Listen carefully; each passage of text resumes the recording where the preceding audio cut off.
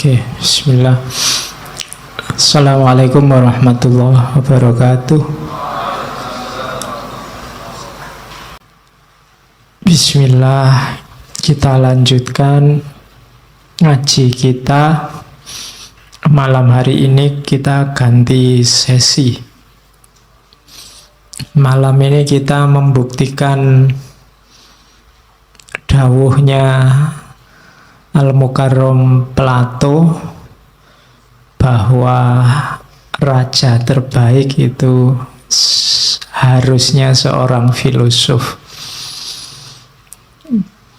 Kalau pakai bahasa lain mungkin ya pemimpin itu carilah orang yang bisa mikir, karena kualifikasi berpikir itu nomor satu yang menunjang identitasnya manusia sebagai manusia.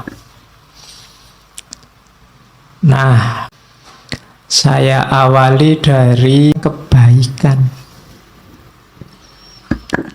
Rumus pertama kebaikan itu simpel. Jangan buang-buang waktu memperdebatkan apa itu orang baik. Jadilah orang baik, simpel. Nggak usah terlalu banyak diskusi untuk membahas orang soleh itu kayak gimana ya Pak. Pokoknya jadilah orang soleh. Nggak usah terlalu banyak debat kalau untuk ini. Kita memang sering terlalu banyak diskusinya, banyak membahasnya, banyak tanyanya. Jalannya jarang. Kita bahas secara detail kira-kira ya. Waktunya tahajud yang afdol itu sepertiga malam itu jam 3 pas, apa kira-kira jam 3 lebih 15 apa jam 3.30 itu diskusi ini ngono. Sholat ndak Pak. Iya. Kamu diskusi tentang terawih itu 20 apa 8 mati-matian nyari dalilnya yo. Terus ndak terawih. Itu namanya kamu sibuk memperdebatkan apa itu orang baik, tapi kamu ndak jadi orang baik. Jadi sudah diselesaikan saja debatnya, diskusinya, bahasnya. Ayo jalan dengan kebaikan masing-masing yang kita yakini. Makanya Al-Quran itu secara tegas motong, mungkin itu semacam motong debat ya. Memang Allah menciptakan manusia itu beda-beda, syir'atan wa minhajan. Ada aliran-aliran, ada pendapat yang berbeda, ndak apa-apa. Liyabluwakum fima atakum, untuk mengujimu, ndak apa-apa memang. Kamu diuji dengan perbedaan itu. Selanjutnya fastabiqul khairat. Jadi orang baik, berlomba-lombalah jadi orang baik, bukan berlomba-lomba mendiskusikan kebaikan. Jadi rumus pertama itu, kalau kita berlomba-lomba jadi orang baik, hidup kita sendiri dan bersama orang lain insya Allah juga baik. Hari ini kan kita ndak berlomba-lomba dalam kebaikan, tapi berlomba-lomba sering-sering nyari salahnya orang lain. Terus akhirnya debat, mana yang lebih benar, mana yang lebih salah. Akhirnya ndak ada yang menjalankan, isinya debat. Maka rumusnya Marcus Aurelius, jangan buang-buang waktu untuk memperdebatkan apa itu orang baik. Jadilah orang baik saja. Rumus yang kedua, kita harus melakukan kebaikan kepada orang lain sesederhana kuda lari. Lebah menghasilkan madu atau kebun anggur membuahkan anggur, masa demi masa, tanpa memikirkan lagi anggur yang telah dihasilkan. Jadi melakukan kebaikan itu jangan perhitungan. Sudah berapa ribu ya bulan ini aku sedekah, itu perhitungan. Biasanya orang yang masih perhitungan itu masih nunggu balasan. Aku sudah sedekah sekian juta, baliknya 7.000 kali lipat. Kalau sekian juta kali 7.000, wah aku nanti dapat sekian. Itu masih perhitungan namanya. Janganlah lakukan kebaikan kepada orang lain alamiah saja, karena memang tugasmu untuk melakukan kebaikan itu. Kayak kuda lari, kayak lebah bikin madu. Lebah itu kan bikin madu, terus madunya mbok ambilin, mbok minumi, kan dia ndak protes. Jadi coba bisa demo mereka, itu kamu susah, nggak dapat madu. Saya membayangkan kayak ayam itu demonstrasi, nggak mau bertelur saja. Untuk berapa kerugian manusia, pengusaha-pengusaha telur dadar, pengusaha-pengusaha martabak itu bisa tutup semua. Tapi mereka kan nggak mikir ke sana. Dan kamu nggak pernah terima kasih sama ayam, bebek, dan kawan-kawan. Hidupmu sangat tergantung di sana. Mereka sudah menjalankan tugasnya dengan baik, tinggal kamu jalankan tugasmu. Kamu melakukan kebaikan kok masih nawar, masih nunggu balasan, masih minta dikasih pahala double. Jadi jalankan kebaikan itu secara natural, alami, tanpa harus mikir, tanpa harus nagih-nagih kamu dapat apa. Jadi rumus kedua itu. Rumus pertama, jadilah orang baik saja, titik. Rumus kedua, jalankan kebaikan secara alamiah. Tidak perlu terlalu banyak mikir, terlalu banyak pertimbangan. Apalagi yang kau harapkan saat membantu orang lain? Tidak cukupkah bahwa engkau sudah menjalankan tuntutan alam? Engkau meminta imbalan juga? Nah, itu pertanyaannya Markus. Seolah-olah matamu mengharapkan balasan juga saat melihat, atau kakimu saat berjalan. Padahal untuk itulah keduanya diciptakan. Bayangkan kalau mata juga minta gaji, kakimu setelah dipakai jalan lari banyak, aku capek sekali, ini harus dikasih kompensasi, kan tidak begitu. Ya memang tugasnya kaki untuk jalan, tugasnya mata untuk melihat. Mereka tidak minta pahala, mereka tidak minta bayaran darimu. Kakimu kan nggak teriak-teriak, ayo aku sudah capek ini, saatnya pijet, kan dia tidak begitu. Kakinya menerima saja. Oke, jadi rumus kebaikan ada dua. Yang pertama, jalankan apa adanya. Yang kedua, jalankan secara alamiah. Lawannya kebaikan itu kejahatan, kesalahan. Katanya Markus, ingatlah siapapun yang melakukan kesalahan, ia bersalah pada dirinya sendiri. Siapapun yang melakukan ketidakadilan, ia melakukannya pada dirinya sendiri.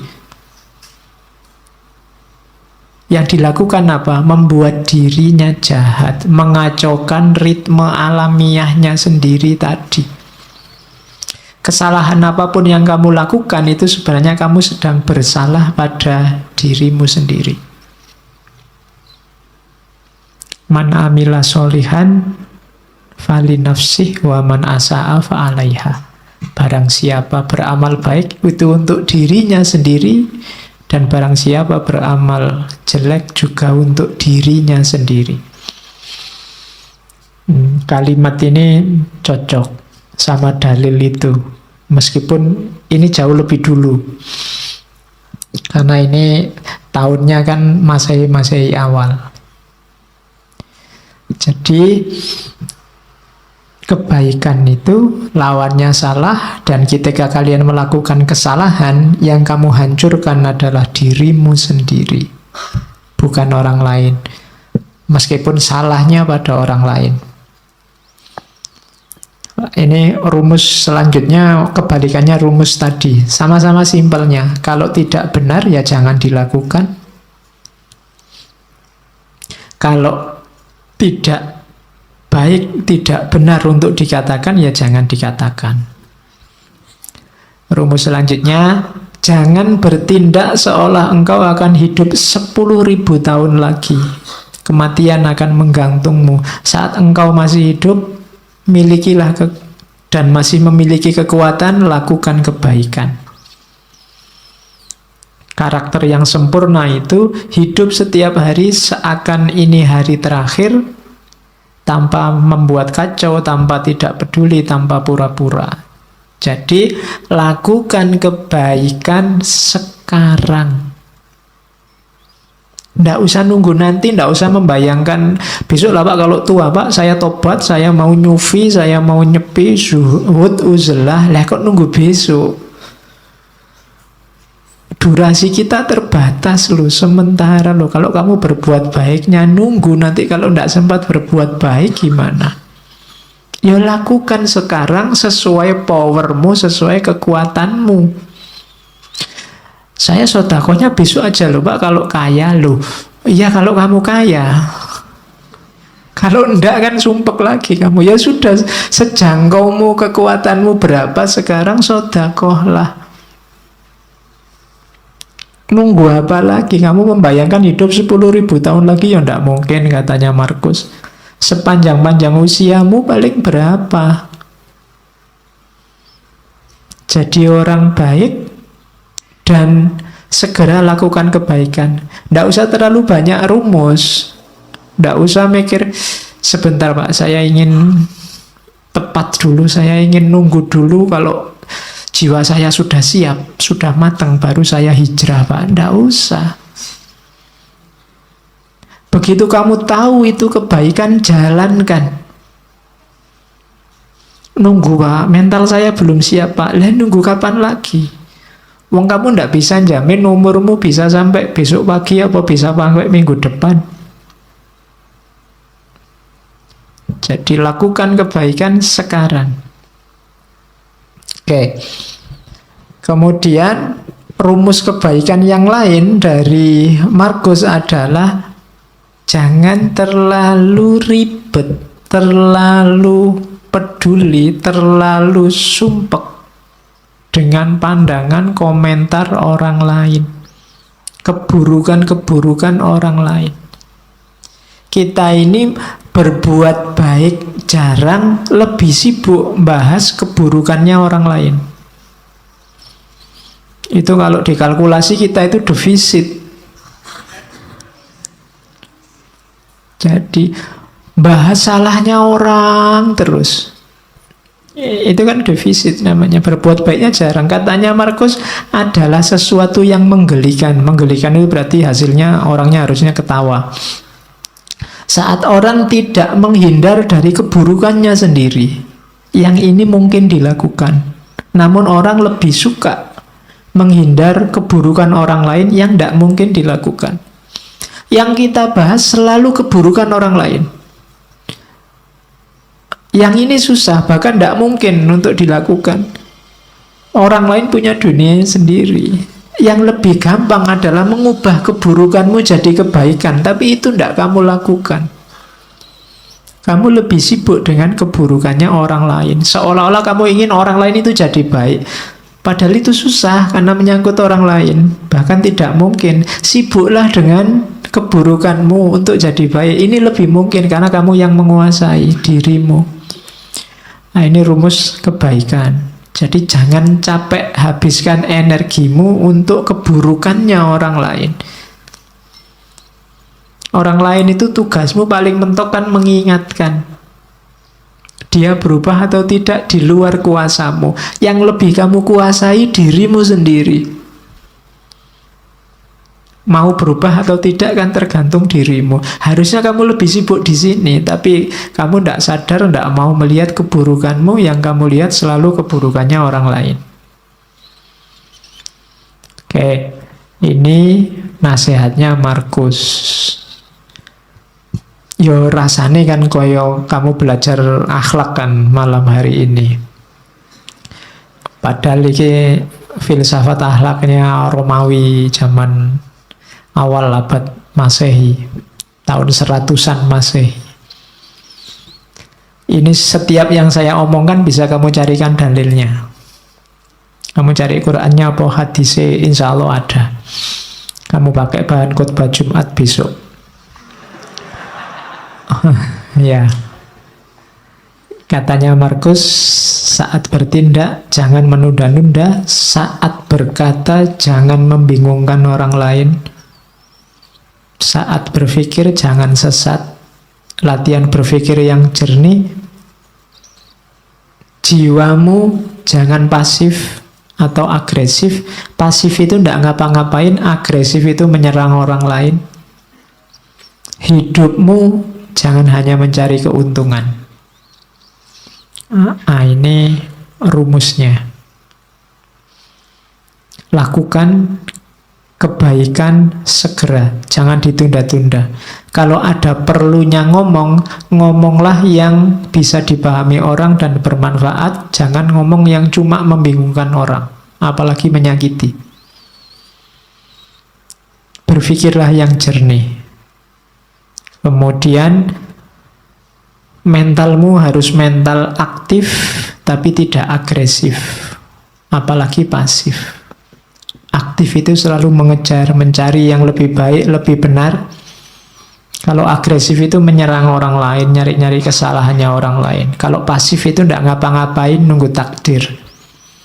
Jangan pasif, jangan agresif. Terus hidup jangan hanya menggunakan kalkulasi untung rugi. Kamu akan kecewa. Kamu akan kehilangan banyak malahan. Setiap kali mau melakukan kebaikan, kalau kamu hanya nyari kalkulasi untung ruginya, akan ada sangat banyak hal yang terlewat dalam hidupmu nantinya.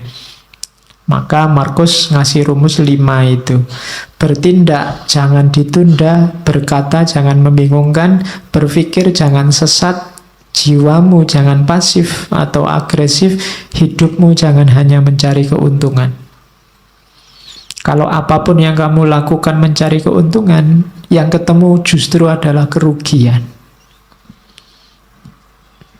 Nah, ini rumusnya hidup. Ini enak kalau diceramahkan, kalau dijalankan berat. Ya, kalau ngomong kan enak, kamu mantuk-mantuk, oh iya Pak, bener Pak. Cuma yo nanti keluar dari sini ya kembali ke asal. Ya. Kindness is unconquerable. Kebaikan itu tidak terkalahkan selama without flattery or hypocrisy. Selama tidak dibarengi flattery, kesombongan atau kemunafikan.